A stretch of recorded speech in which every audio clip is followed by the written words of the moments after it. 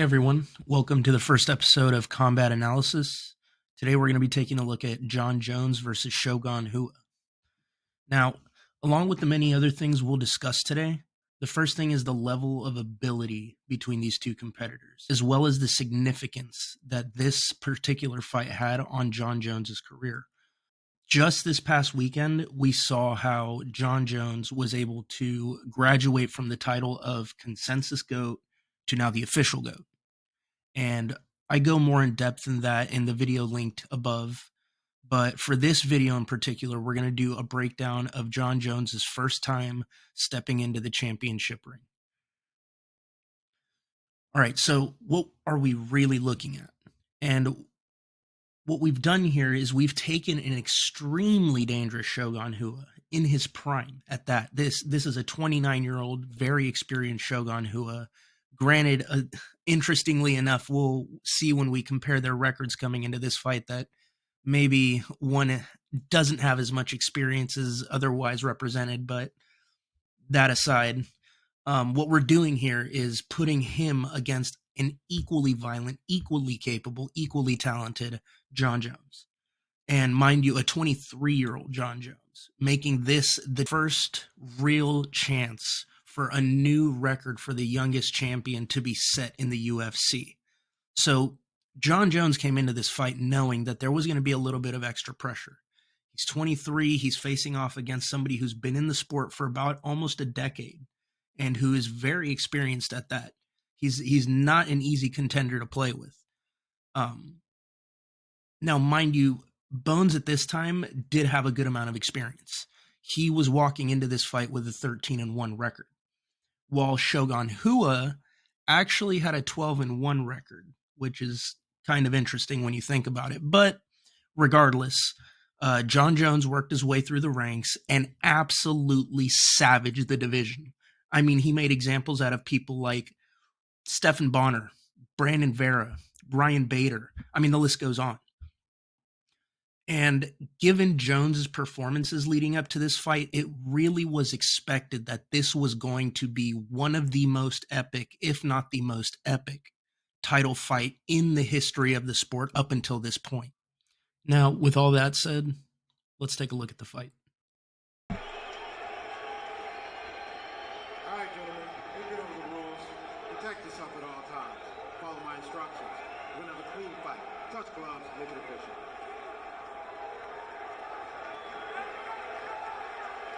Shogun and Jones, our main event of the evening for the light heavyweight title. All right, so this is the big moment. This is the proving point of Jon Jones's career. Oh, wow. Yep, splitting knee to start. Forgotten about that.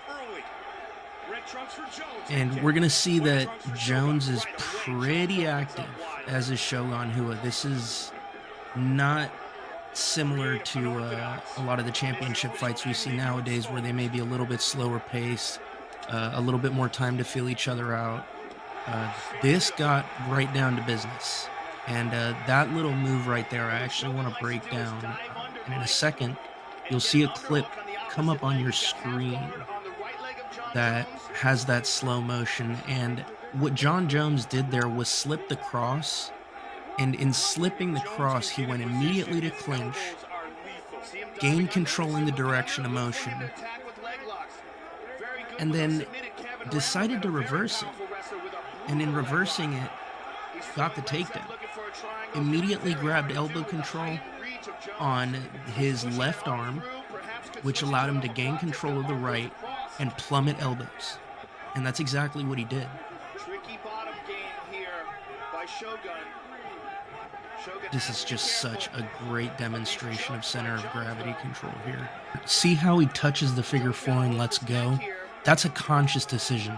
He needed to keep his center of gravity off Rua, knowing that Rua was going to go for that underhook just the way he is there.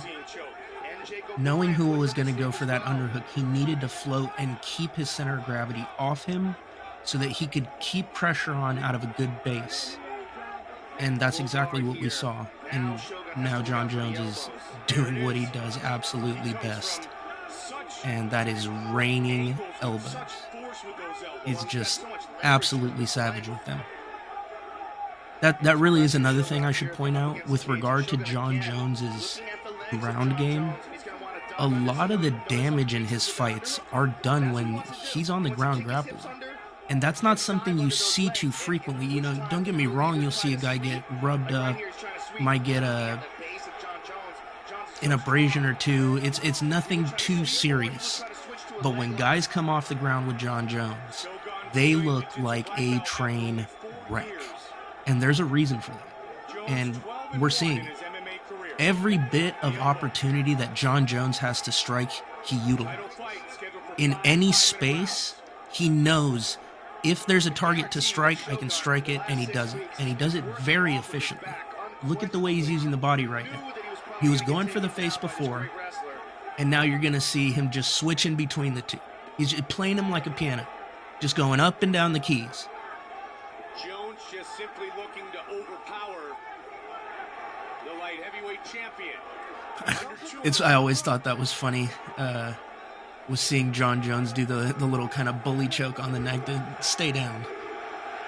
He doesn't want you to go anywhere. He really doesn't let you. And nice set of knees, 1, 2. Bink. Got to relax a little, get composure again.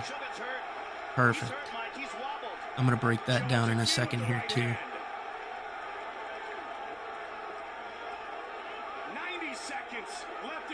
Now they're back in the ring. Center of the ring, excuse me. And the next few exchanges that come next are really well done. Now that's one thing too I'd like to point out. I know this has been made popular by the likes of Rampage Jackson, speaking to the legality of, you know, the side kick of just above the knee, the lower quad, given that it can hyperextend the knee. And while that was a concern for the while, frankly, it can be defended against. You check it the way you check any other kick. The reason that it is so difficult to deal with is it's a very quick kick. It is just as quick as the front roundhouse. That's something that Wonder Boy is very good at. Just letting off that quick front kick, that quick front roundhouse. I like what he did there too. You can hear it in the comments. Joe Rogan, I think, actually said, did he headbutt him? And I think he did. He drove his chin right into his solar plexus because I guess he felt like he wasn't doing enough damage already. But needless to say, this is where Shogun Rua, is most dangerous in the round. Is right there on the ground. He may appear to be doing nothing. While that is somewhat the case, it is not because he doesn't want to be doing something. It is because Jon Jones is so effective with his top pressure. He is so effective at managing his center of gravity and throwing short blows from short distances and making them count, that it literally makes it appear as if his opponents are not capable of reacting or are not doing anything. And I mean, you just look at the difference between the two of them. I mean, we're looking at the current champion right now, and he is getting toyed with. Look at that. Boom to the face. Another one to the face. Cross. Looked like a leading hook. One. Boom. Leading hook. Snap kick to the face. He had to recollect. He got a little too excited there. And in the next exchange, he throws, I believe it was a cross into the extending the left hand in front of the face as if it were going to be a jab, blocking the line of sight of Shogun Rua, and then he came back with another right cross and I believe a left after that. Nice teep kick to the face. Another one of those nasty little above the knee shots. Now, mind you too, that really does a number on your footwork. Getting that constant pressure right above that knee slowly starts to disable the leg the more shots you take. Beautiful spinning elbow. That in particular really was well done. A lot of things that you see fighters do on the fence is they pressure hard, And that's fine, because, you know, you want to keep the other fighter on the fence. And Jon Jones, knowing that, he decided to pressure, act like he was going to drop. And when Shogun Rua had his head floating out there, he spun into the freaking elbow. And boy, did it land. And this is a 5-round fight. And Jones is taking a lot out of Shogun early. This is something you see a lot of the best fighters do. And now, it's a little controversial. Leaving that hand extended out there with your palm open. Generally, that is something a lot of great fighters will do to gauge distance. That is not to say the same can't be done with your hand closed. But it's just a little more natural to reach out and almost touch something with the tips of your fingers than it is to try and reach your fist out to it. It is quite literally more natural. But with that said, I mean, you risk the eye poke. Is it really worth it? It's up to the fighter. Another great thing that Jon has done throughout the course of this fight is clock his shots to the body. I mean, he clocks the body like he's clocking in for work. He's just there every day of the week, 8 hours of the day, constantly landing his shots. And it so shows. It so shows. Because Shogun Rua is not a slouch cardio-wise. He is not a slouch when regarding him as a fighter. He is a very serious contender. And he is being made to look pretty bad right now. Like I said, look at the amount of pressure Jones has on him. What he's doing, covering his mouth, his nose, that is legal.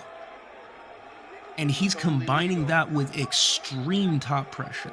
And in a second, you're gonna watch him dig his elbows right into his kidney and liver. A couple to the face off.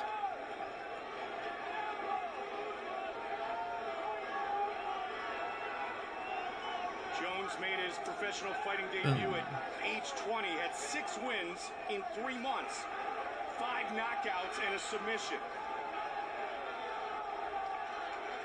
His only loss. Jeez, look at Shogun Rua, man. At this point, he's trying to survive. There we go. Now we're gonna start seeing that good old body. Do you see that? Tip of the elbow. He's driving that through him.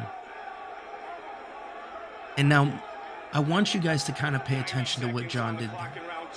He had his elbow deep in Shogun's right side, and he used that as a distraction to get him to start to drop his hand so he could come over top with the right elbow to the face. Oh my goodness. We're watching the master, ladies and gentlemen. We are watching the master. Nice short elbow again from Jones. And a lot of pressure with that left arm on the neck of Rua. Notice how he's keeping his hips just below Shogun Rua's as well. That is keeping enough distance so that Shogun can't generate the torque he needs to crouch for that underhook, or rather to curl for that underhook, which is what he loves to do. Leg locks are his thing.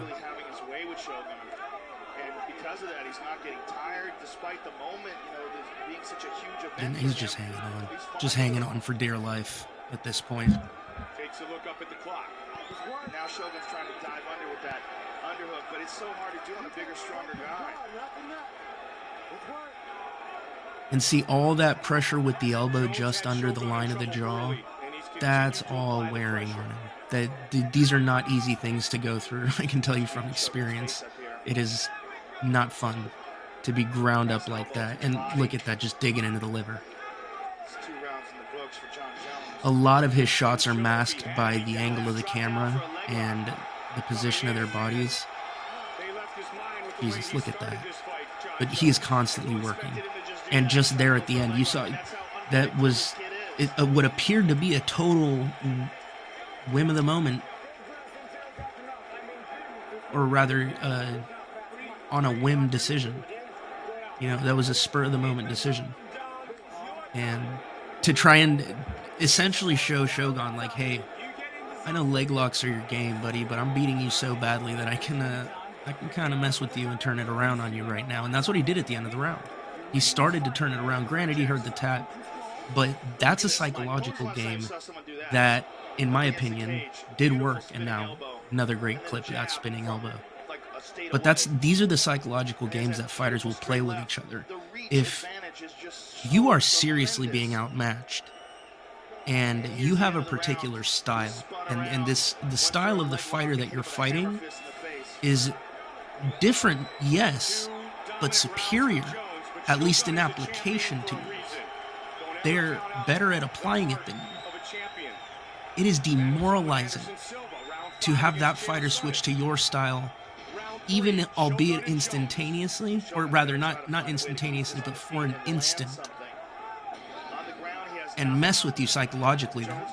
It really is demoralizing, and that's something that Jon Jones is really good at doing. He's good at beating a fighter's heart down, and that is the key to winning a lot of times.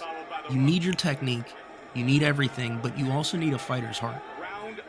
And a fighter's heart can be broken down, yes, but that comes down to the quality of the fighter and the person they're fighting. And while Shogun Rua is most certainly someone to speak of, he is absolutely getting outclassed. And, you know, he's got the heart of a champion. He's going to keep fighting. But even there, what an opportunity. Probably the biggest one of the whole fight for a leg lock. And nothing. Jones showing why offense is the best defense right there.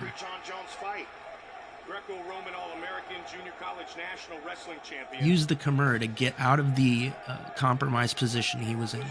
And to be frank, he wasn't going to secure a Kimura from there.